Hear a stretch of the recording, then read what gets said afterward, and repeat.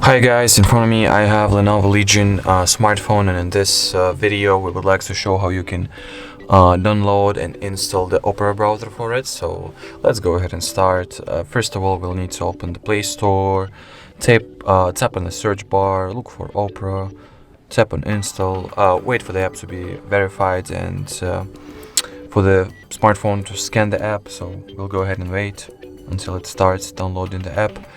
As you can see, it just downloaded it in a few moments. Now it's the app, the browser is getting installed.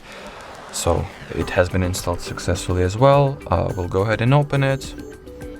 Now we'll need to choose if we want to turn on or turn off some of the browser features. So it's basically like the first time launch, or you can just skip it by pressing on the skip button on the top right corner of your screen.